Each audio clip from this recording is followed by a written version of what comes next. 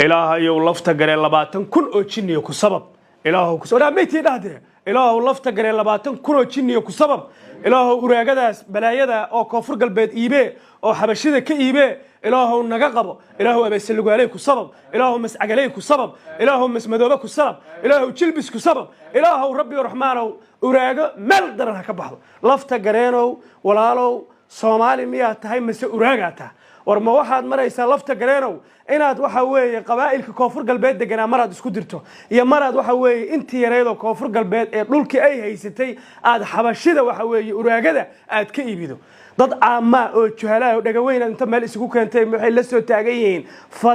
fadee Itoobiyaan fadee Itoobiyaan war waxaas wax loo dul qaadan kara maaha wadanka madaxweynuhu leeyahay dawlad baa ka talida annaga xabashidu dhul bay inaga haysataa meeshii la rabay dhulkaas inaan ka soo qaadno ayaa wiilkii yaraayo lafta galeen hore loogu aqoon jiray imikana uraaga loo bixiyay ayaa wuxuu bilaabay inuu xabashidii iyo Itoobiyaankiiba uu yiraahdo waxaan ka taageersanaa dhulka siyaa koonfur galbeed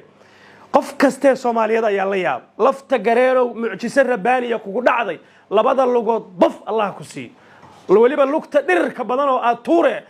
هكا شبطه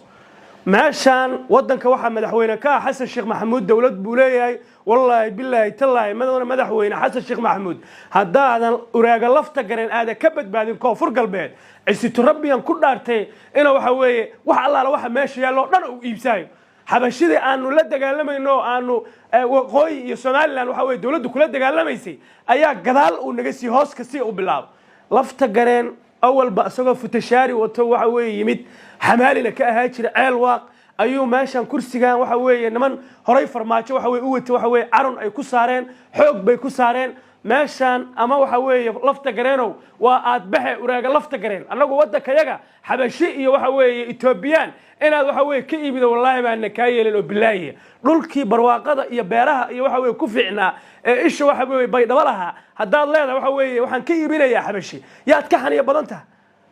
نكانوا كالي وحن ويدي نكانوا يوجي نكل يا أستاذ بس مكبر إلهي سبي شكاش بلايا كقاضة وراجع لفت جرين waxa ay wado qof kasta ayaa ka xanaaqay inay xabashidii dhulka yaga ka iibido war ma xabashida marka dhulka ka iibinayso ma waxa weey ma awood u leedahay in anaga xabashida dhulka yaga ay baalkay shaq ay soo damaacido hadda koor intaas oo qarniya ka soo wareegtay markii hilbaha cayrinka waxa weey baalkay shaq lagu sii jiray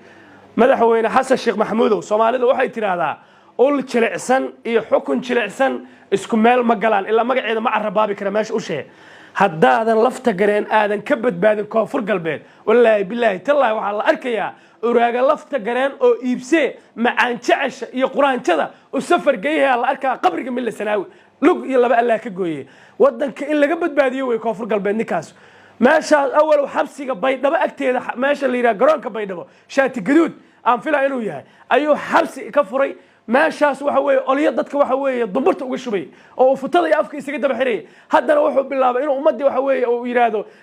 dhamaantanada waxana Itoobiyaan dadkan awalba garam ay ku hadlayeen Itoobiyana waa maya maaha ama is cadeeyay waxaan la hadlayaa raxweyn laba maada waxa weey raxweyn laba farood ay idin taagna ama af Soomaaliga aad waxa weey la yaqaano aad ku hadli jirteen ku hadla ama sheega inaad waxa weey xabashitiin wiilkan xamaaliga ahaa jira waxa weey futashaariga ku yimid iyowsan idan iibsana Soomaali dhinac ka soo raaca wallahi billahi talla gabdhiga yar quruxda badnaayo wada ilkaha gududna inay waxa weey xabashidan injirta la ay soo daayeen hadana hadda waxa weey laga badbaadin lafta garan meesh